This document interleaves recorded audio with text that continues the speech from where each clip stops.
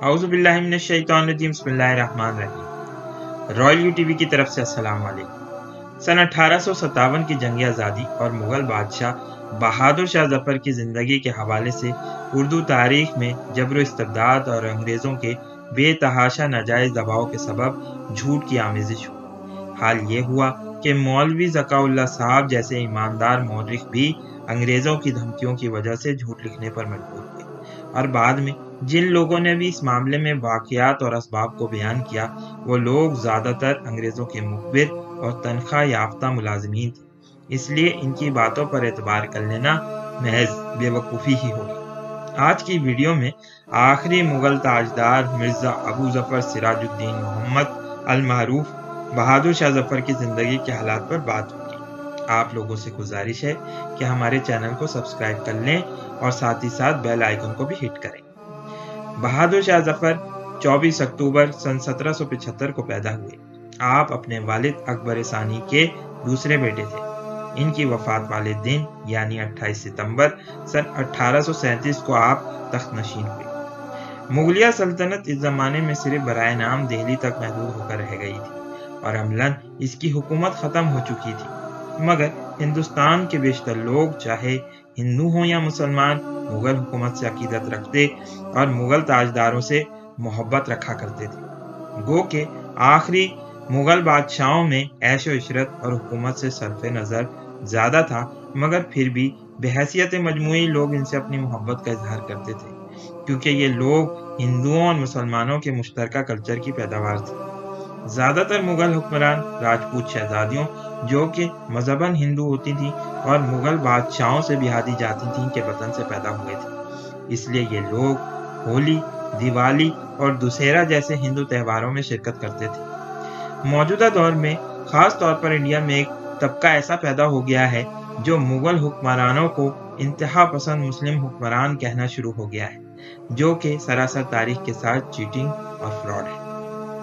बहादुर शाह जफ़र की वालदा भी राजपूत थीं और उनका नाम लाल बाई था। आपका सिलसिला नसब 11वीं पुश्त में ज़हीरुद्दीन बाबर से मिलता है।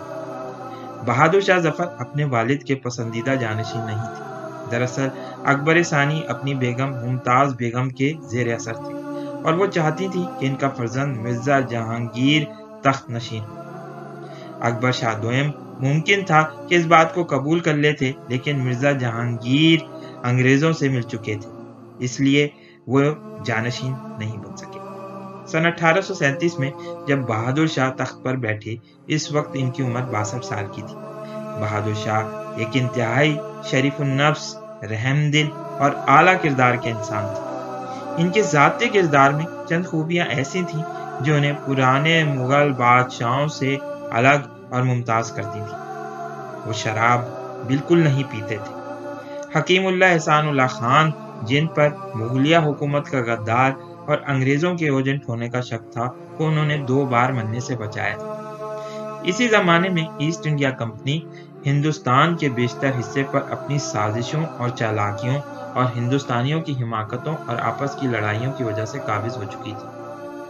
अंग्रेज़ ताजिर बनकर हिंदुस्तान में दाखिल हुए थे, मगर उन्होंने आहिस्ता आहिस्ता हिंदुस्तानी राजाओं को अपने रुपए और पैसे को कर्ज और सूद के हथियार में बदलकर अपना मुती और फर्माबरदार बना लिया था। बुक्सर की लड़ाई के बाद महसूस हो रहा था कि अंग्रेज सारे हिंदुस्तान को गुलाम बना लेंगे। उन्होंने दीगर यूरोपीय अक़वाम मसलन फ्रांसीसी, डच और पुर्तगीजियों को हिंदुस्तान में शिकस्त देकर अपना लोहा भी मनवा लिया था। लेकिन 19वीं सदी में एक ऐसा तूफान बरपा हुआ जिससे उम्मीद हुई कि शायद अंग्रेज़ों को हिंदुस्तान से बेदखल कर दिया जाएगा, और ये लोग अपने साथ जिन फितनों को लेकर आए, उनका सद्देबाब मुमकिन हो सकेगा। जंग आज़ादी का आगाज़ कुछ इस तरह से हुआ कि 26 फरवरी सन 1857 को बैरकपुर की 19 नंबर पलटन, जो ईस्ट इंडिया कंपनी की फौज थी, में चर्बी वाले काकरूस से फौजियों ने उसको इस्तेमाल करने से इनकार कर दिया था। 26 मार्च सन 1857 को जंग आज़ादी के बहादुर हीरो मंगल पांडे ने अपने वतन दोस्ती का सबूत देते हुए इंतहाई जुर्रत और शुजाअत का मुजाहरा करते हुए मेजर ہڈسن کو گولی کا نشانہ بنایا اور ساتھ ہی ساتھ لیفٹیننٹ ووک کو بھی ختم کر دیا تھا۔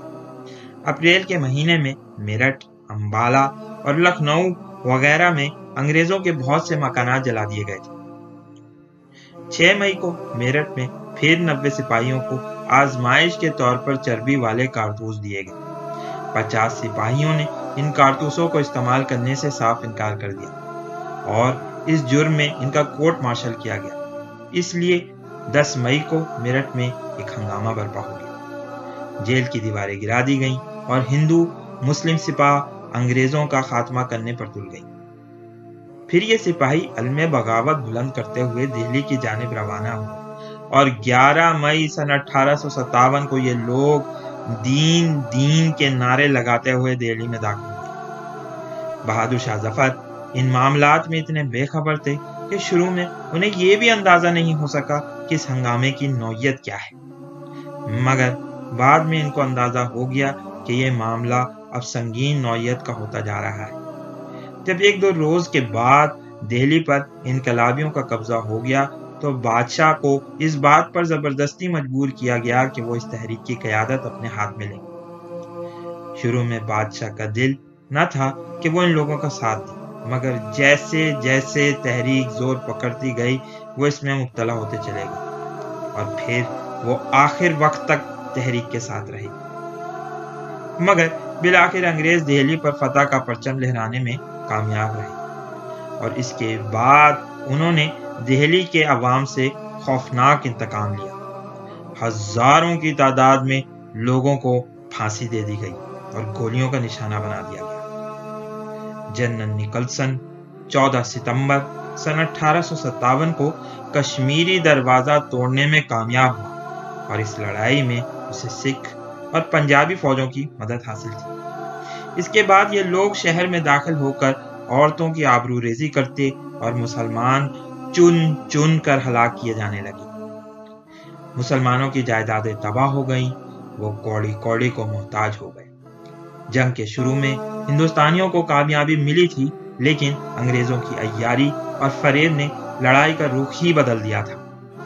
بہادر شاہ ظفر نے لال قلعہ چھوڑ کر ہمایوں کے مقبرے میں پناہ لی، مگر وہ وہاں جانے سے پہلے سیدھے درگاہ حضرت نظام الدین اولیاء پر حاضر ہوئے۔ ایک روایت کے مطابق بہادر شاہ صاحب خود بھی ایک ولی اللہ تھے اور انہوں نے جنگ آزادی سے پہلے اس کے متعلق تمام واقعات اپنے مکاشفات سے معلوم کر لیے تھے، مگر رضا الہی پر شاکر تھے۔ وہاں ان سے کہا گیا کہ مغل بادشاہوں سے سخت کوتاہی ہوئی ہے، کیونکہ محمد شاہ رنگیلا جیسے عیاش اور خراب طبیعت کے آدمی کو حضرات نظام الدین محبوب الہی اور حضرت ابو محسن امیر خسرو رحمہ اللہ علیہ کے مزارات کے درمیان دفن کیا گیا ہے، اور یوں ان دونوں بزرگوں کی محبت کے درمیان حجاب ڈال دیا گیا ہے اور اس کی صبائی مغلیہ سلطنت پر آ گئی ہے۔ واللہ عالم بالصواب۔ بادشاہ کے سمدی مرزا الہی بخش کی غداریوں کے باعث میجر ولیم ہڈسن نے 20 ستمبر سن 1857 کو انہیں ان کے بیٹے مرزا مغل، خضر سلطان اور پوتے ابو بکر سمیت گرفتار کر لیا۔ اگلے دن مرزا مغل، ابو بکر اور خضر سلطان کو ہڈسن نے گولی مار دی اور ان کی لاشوں کو دروازے پر لٹکا دیا اور ان کے سر تشت پر رکھ کر بادشاہ کو بھیج دیے تھے۔ بادشاہ نے دسترخوان اٹھایا تو ان شہزادوں کے سر دیکھ کر ان کو سختہ ہو گیا، مگر بے ساختہ کہا کہ تیموری نسل کے شہزادے اپنے والد کے سامنے آتے ہیں تو اسی طرح سرخرو ہو کر آتے ہیں۔ لیکن بادشاہ کی ملکہ زینت محل یہ دیکھ کر بہت خوش تھی، کیونکہ ان کو یقین ہو گیا تھا کہ اب ان کا بیٹا جواں بخت بہادر شاہ ظفر کا جانشین ہوگا۔ بعد میں انگریزوں نے بہادر شاہ ظفر کو رنگون برما جلا وطن کر دیا گیا تھا اور بادشاہ کا وہیں انتقال ہوا تھا۔